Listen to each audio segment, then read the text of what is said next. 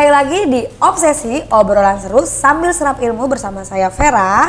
Dengan tema kali ini adalah mengenal 4 gaya belajar anak. Nah, pemirsa Obsesi, kemarin-kemarin kita udah mengenal gaya-gaya belajar anak nih. Tapi kali ini ternyata anak-anak itu punya 4 gaya belajar yang mungkin ibu-ibu lewatkan. Dan ibu-ibu belum tahu, langsung aja kita sama-sama belajar. Saya juga sebagai orang tua, saya harus belajar dan memahami gimana karakteristik anak saya dan gimana gaya belajar anak saya supaya orang tua bisa semakin enjoy mengajari anaknya dan tidak menjadi beban. Langsung aja di tengah-tengah saya sudah ada ibu guru Miss Devine. Iya, halo.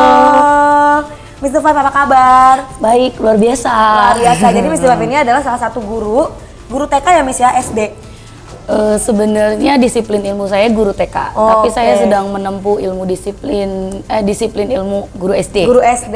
Jadi Miss Devine ini seorang guru TK. Jadi dia bisa guru TK, tapi guru SD. Guru SD juga, iya. Pokoknya anak-anak lah Miss ya. Nah, jadi dia bisa mengajari kita gimana mengenal 4 gaya belajar anak ini. Nah, pertanyaannya nih buat Miss Devine sebagai guru.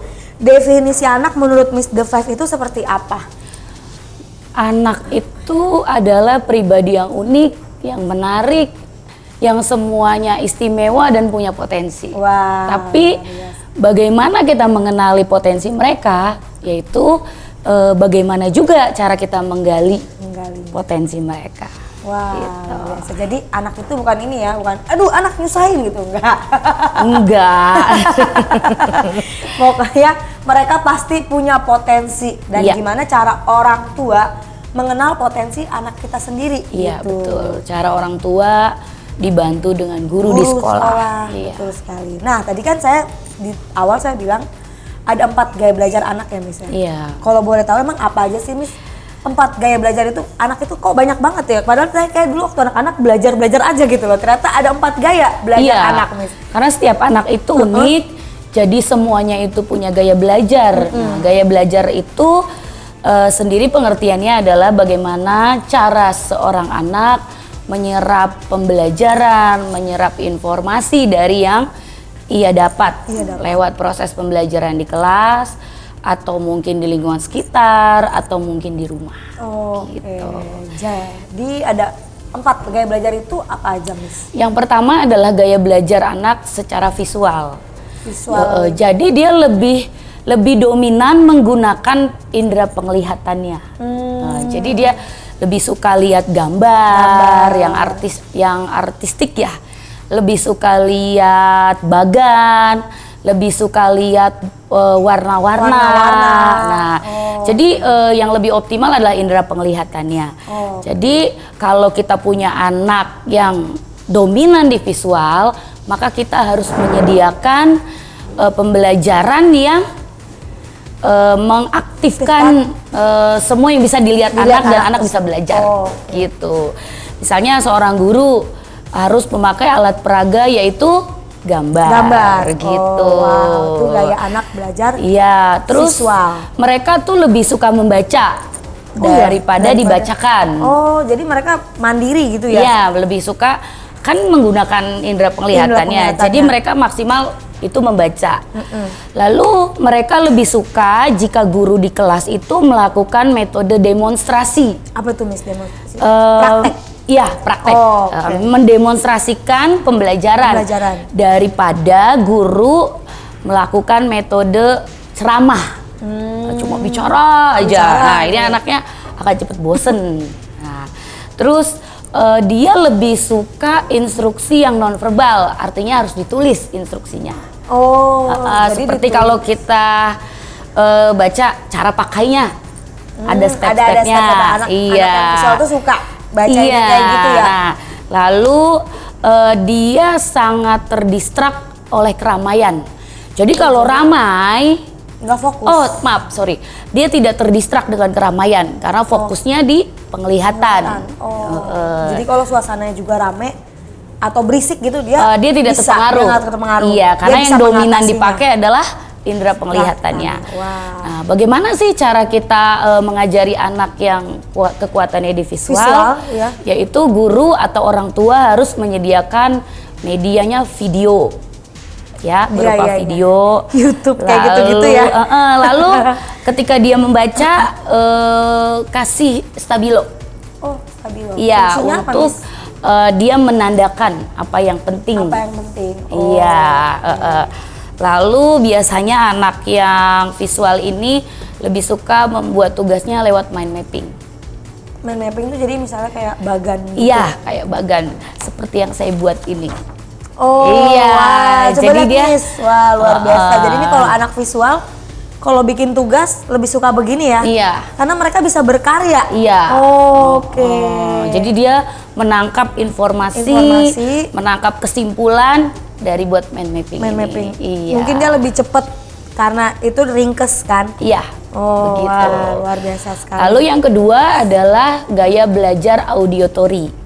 Kalau pengertian audio berarti kan suara. Ya tadi di visual lebih ke penglihatan, kalau di audiotori lebih ke pendengaran. Pendengaran. Iya. Jadi gimana tuh, Miss? Jadi dia nggak usah. Jadi nah, kalau yang tadi di visual, dia lebih suka belajar dengan demonstrasi dari demonstrasi guru. Tapi kalau anak yang audiotori, dia lebih suka mendengarkan. Jadi mungkin metode ceramah cocok. Iya, gitu. Okay. Terus dia itu membaca itu harus mengucapkan. Oh, jadi misal kayak baca, ya harus dia ucapkan sendiri. Karena mengajar kan anak indera pendengarannya yang itu. Ya. Ada ya. Saya dulu punya teman begitu. Biasanya disuruh baca di kelas, nomor 1. Iya. Siapa mau baca? Oh, berarti dia orangnya tipenya audiotori gitu ya. Lalu dia sangat anak tipe audiotori sangat pandai menirukan bunyi atau nada. Jadi ya cenderung pinter nyanyi ya. Iya. Oke. Lalu mereka itu fasih berbicara. Berbicaranya lancar. Terus berbicaranya tuh enggak tersendat-sendat. Beda dengan anak yang visual. Ya, benar. Kalau anak yang visual biasanya bicaranya cepet. Tapi kalau anak audiotori biasanya bicaranya tuh runtut, jelas gitu. Iya. Terus mereka itu bisa mengingat nama-nama ketika berkenalan. Karena kan yang dipakai pendengaran. Iya. Jadi fasilitas apa yang bisa kita berikan untuk anak dengan tipe audiotori, yaitu dengan video. Dengan rekaman pembelajaran, lalu musik, lalu dengan diskusi. Iya, karena diskusi kan menggunakan pembicaraan ya, komunikasi. Jadi dia senang ya, yang kayak kerja kelompok. Iya, seperti berupa itu. audio juga bisa. radio. Rekaman seperti itu. Berarti kalau ada kayak kalau sekarang kan kayak pandemi gini kan musimnya direkam tuh suara pengajaran, berarti tuh anak lebih nangkep kayak gitu. Iya, itu tipe yang audiotori. Ya. Lalu yang ketiga, tadi kinestetik udah dijelaskan? Di obsesi episode, tapi nggak apa Miss jelaskan lagi. Tapi buat pemirsa obsesi yang mau dengan tema kinestetik khusus, udah ada di obsesi episode sebelumnya. Jangan lupa saksikan YouTube ya obsesi ya. Oke, saya jelaskan sedikit ya. Apa, Miss? Anak yang gaya belajar kinestetik itu lebih suka bergerak. Nah, ini biasanya yang suka bikin pusing guru-guru. Karena mereka bergerak. Kita pernah denger ya, ini anak kok aktif banget, tapi nangkep pelajaran. Nah, itu biasanya anak-anak yang kinestetik gitu. Mereka itu lebih suka praktek langsung, terus lebih suka bercerita.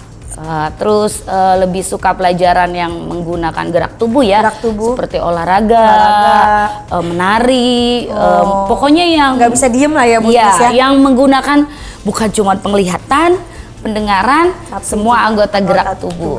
Iya, jadi biasanya anak kinestetik ini motorik kasar dan motorik halusnya sangat kuat. Oh, jadi dia pergunakan semuanya. Iya, mereka maksimal sekali. Terus anak kinestetik ini lebih suka belajar dengan lebih suka berkomunikasi dengan bahasa isyarat. Maksudnya? Bisa gitu. Oh, gitu-gitu. Jadi tidak terlalu suka banyak. Tidak terlalu suka banyak ngobrol. Jadi menggunakan semua gerak tubuhnya. Iya, terus biasanya mereka belajar itu suka jalan-jalan. Oh, jadi maunya kayak sembari lihat gitu misalnya. Nggak bisa diem. Nggak bisa diem. Iya. Nah, biasanya kita sebagai seorang guru atau orang tua di rumah untuk memfasilitasi anak dengan gaya belajar kinestetik, ya, nanti bikin orang tua kewalahan. Iya, biasanya dengan praktik langsung. Kayak apa yang dipelajari. Diajak ke dapur gitu iya, misalnya. Misalnya saya mengajar tentang kegiatan di pagi hari.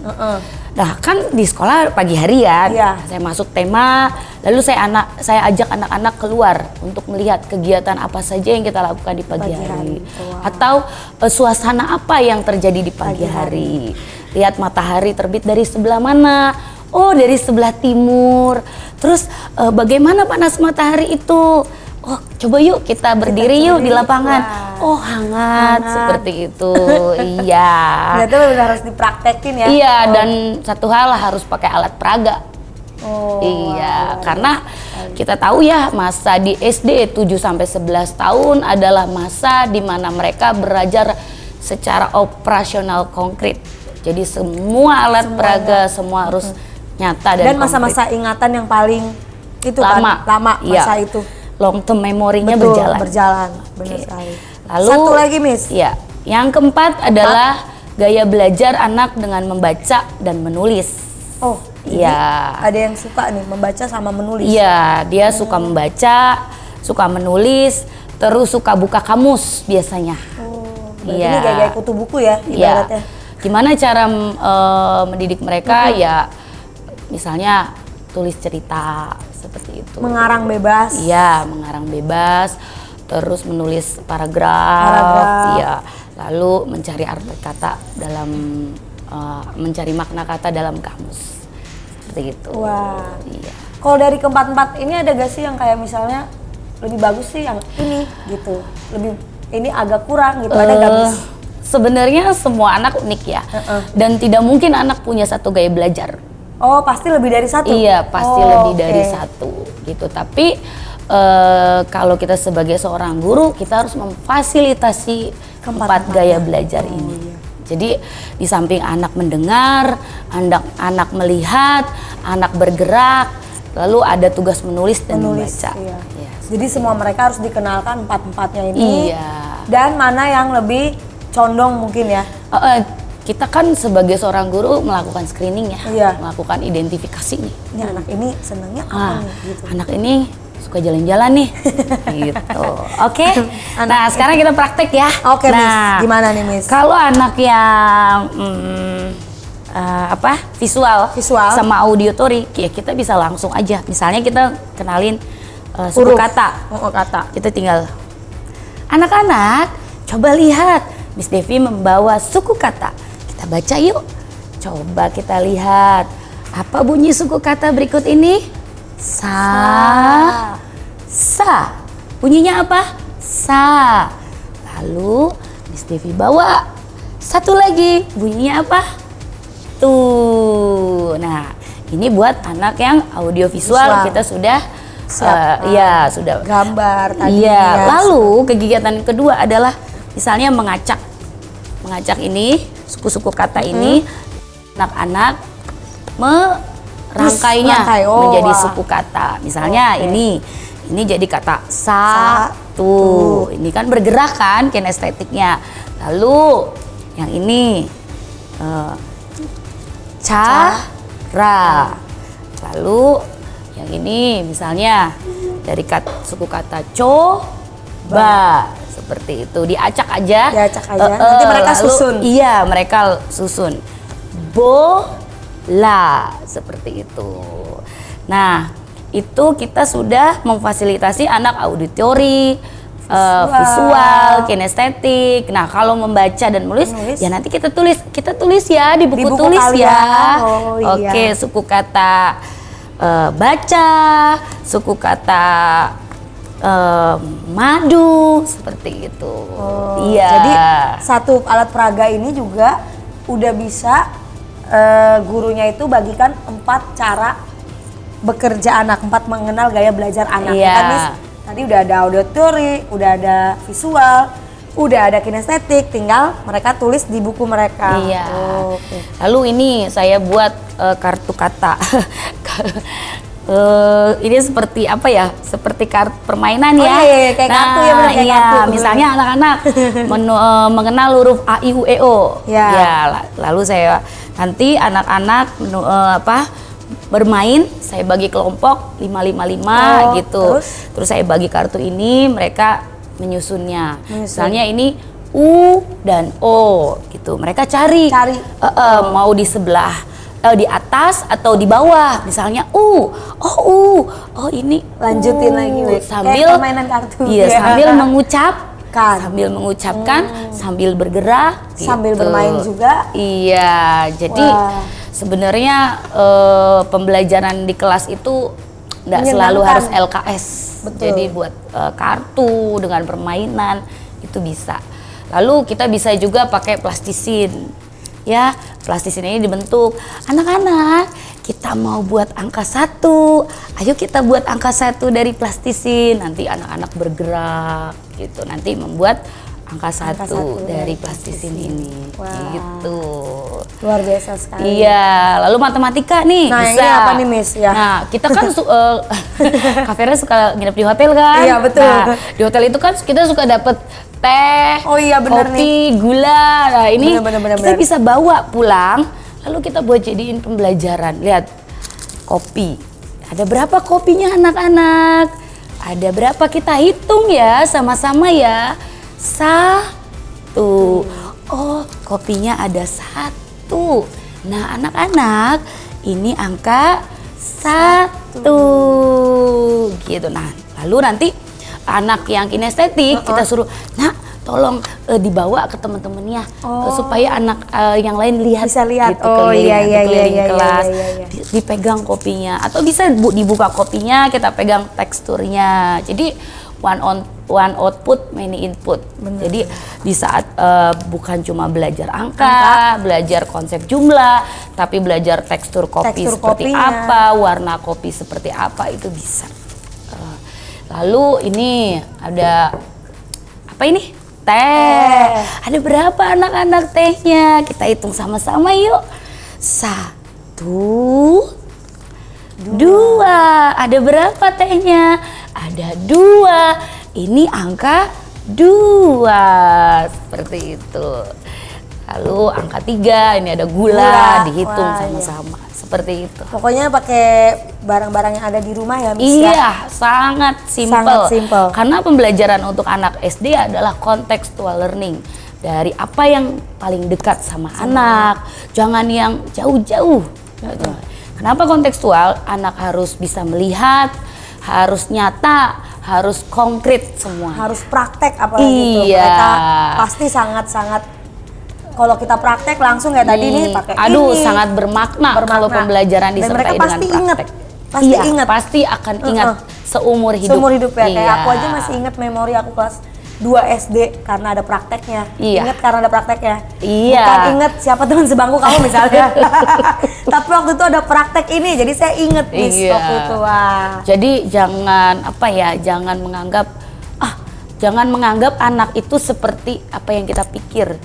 Jadi kita harus berpikir, kita jadi anak-anak, kalau pembelajaran seperti ini menarik gak ya? Iya. Jadi saat kita mau mengajarkan anak, kita pikirin nih kira-kira ini seru gak ya buat anak ini?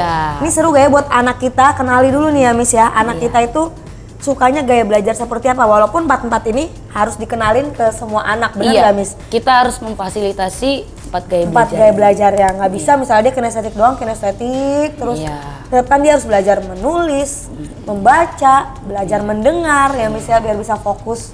Nah pertanyaan lagi nih Miss Devi, gimana siasatinnya agar anak tuh suka belajar dan peran orang tua dalam pertumbuhannya seperti apa? Terkadang guru cuma di rumah, di sekolah. Pas sampai rumah, kadang anak nggak seru nih orang tua saya, nggak kayak guru saya, suka gitu kan. Orang tua udah sibuk tuh, main HP kayak misalnya. Yang pertama adalah guru atau orang tua melakukan pendekatan. Nah, misalnya Pertama yang curhat adalah orang tua. Orang tua. Nah, orang tua melakukan pendekatan ke guru, lalu bekerja sama. Gimana ya Miss, anak saya seperti ini. Lalu nanti guru memberikan tips-tipsnya. Bu, anak ibu itu gaya belajarnya seperti ini. Jadi mohon di rumah juga diciptakan lingkungan belajar yang kondusif. Gitu. Nah, orang tua juga harus bekerja sama dengan ibu guru, dengan guru di sekolah. Bener banget buat, karena kan pembelajaran yang paling utama adalah di keluarga. iya, Kita di sekolah itu cuma beberapa jam menolong. menolong. Iya. Mereka lebih lama di rumah, di Apalagi keluarga. saat pandemi sekarang ya. Belajar aja dari rumah kan Miss. Iya. Jadi peran orang tua sangat-sangat penting buat mama-mama di rumah nih ya. Jangan males tanya gurunya. Kadang kan online ya udah, anaknya ditinggal, bener ya sih? Iya. Biasanya gini loh, orang tua juga harus menyiapkan alat peraga. Bukan cuma guru. Alat peraga itu murah kok. Dengan benda-benda di rumah. Misalnya sendok, garpu. Kita bisa ajarin konsep perkalian gitu. Berapa? Misalnya 2 kali 3. Kita siapin 2 wadah. 2 kali 3 ada 2 wadah, berarti ada 3 isi setiap wadah. Misalnya seperti itu. Betul. Kita hitung ya 2 kali 3 berapa banyak, seperti itu. Gampang sebenarnya. Gampang.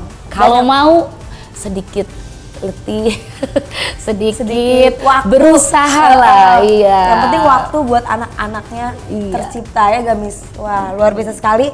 Pemirsa Obsesi episode kali ini benar-benar mengenal 4 gaya belajar anak. Saya juga baru memahaminya dan saya sebagai orang tua juga harus memahami tipe-tipe anak saya ini. Seperti tadi Miss Diva bilang, orang tua juga harus berperan penting karena orang tua itu yang paling lama di rumah. Guru hanya menolong di sekolah, dan apalagi semenjak pandemi gini anak-anak juga tidak pergi ke sekolah. Mungkin ada beberapa sekolah yang udah buka seminggu sekali, tapi tetap peranan orang tua dan keluarga sangat penting di tengah-tengah keluarga. Penting. Oke deh Miss Diva, boleh berikan pengarahan buat orang tua dan guru-guru di rumah untuk lebih semangat lagi. Boleh kasih masukan buat pemirsa Obsesi di rumah. Oke, halo Papa dan Mama, halo teman-teman sejawat, Bapak Ibu guru.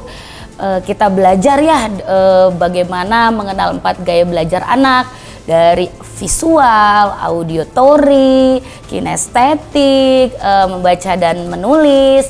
Nah, bukan cuma guru yang bisa melaksanakan itu, tapi para papa dan mama juga bisa memfasilitasi anak dengan 4 gaya belajar tersebut dengan benda-benda yang ada di rumah.